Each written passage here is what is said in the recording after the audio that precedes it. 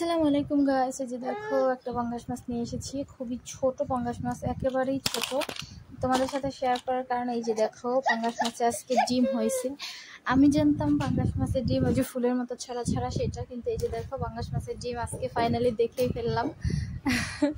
যাই হোক, এই যে করে বসিয়ে নিচ্ছি, এখন তেল দিয়ে দিব। তেল দিয়ে দিলাম, তেলটা গরম হওয়ার অপেক্ষা করব।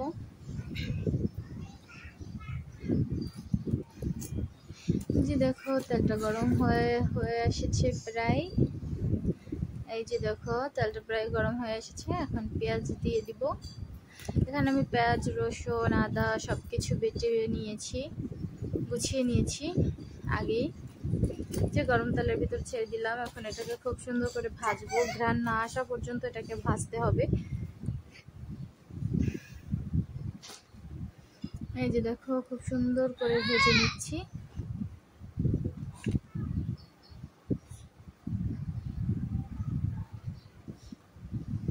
এই যে কষিয়ে নিচ্ছি, কষানো প্রায় হয়ে এসেছে।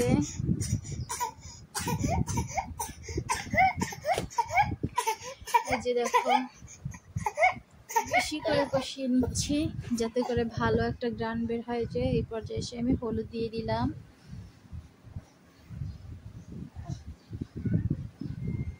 এই যে হলুদ দিয়ে দিচ্ছি। আমি পেঁয়াজ রসুনের সাথে দুটো টমেটো ব্লেন্ড করে নিয়েছি। এই যে এখন মরিচ দিয়ে দিলাম। মরিচটা একটু বেশি দেবো আজকে, কারণ পাঙ্গাস মাছে একটু মরিচ বেশি খাইলে ঝাল ঝাল জিনিসটা খুবই ভালো লাগে। এই যে দেখো মরিচ দিয়ে দিয়েছি।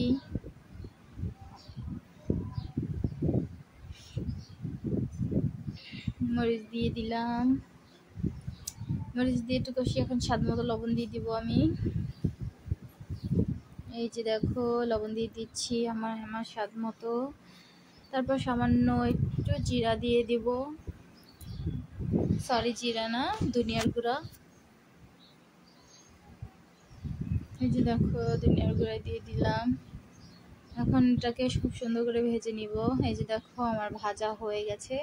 পানি দিয়ে দিব। এই পর্যায়ে এসে অল্প একটু পানি দিয়ে, পানিটা বলক আসলে সুন্দর করে মাছটা দিয়ে দিব।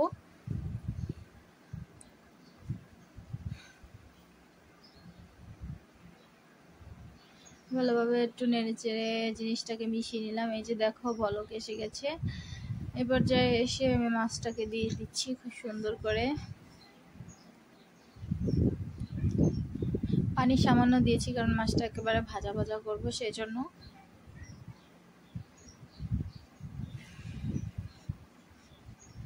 এই যে আমার মাছ দেওয়া হয়ে গেছে। এখন আমি ডিমটা দিয়ে দিব সাথে।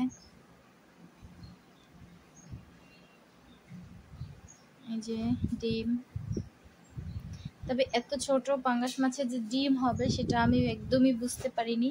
আমার ভাগ্যটা হয়তো আজকে ভালো ছিল সেই জন্য। যাই হোক, এই যে ডিম নিয়েছি, দেখতেই পাচ্ছ। ডিম দিয়ে দিলাম। এখন সুন্দর করে এখানে দিয়ে দেওয়ার পরে একটু ধনিয়ার পাতা দিয়ে দিব। এই যে ধনিয়া পাতা দিয়ে ঢেকে দিব। একচোটে ভাজা ভাজা করে উঠিয়ে ফেলবো।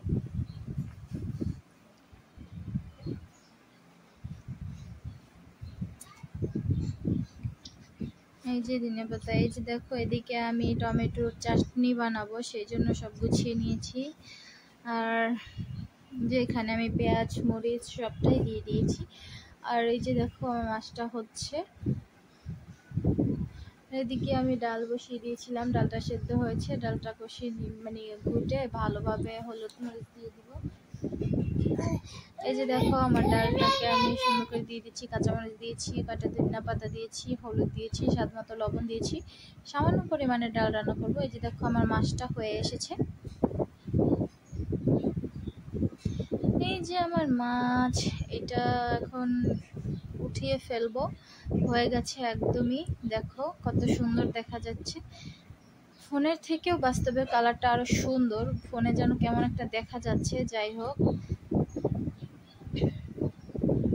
এই যে দেখো কত সুন্দর হয়েছে। এই যে এখন আমি চাটনিটাকে বসিয়ে দিয়েছি।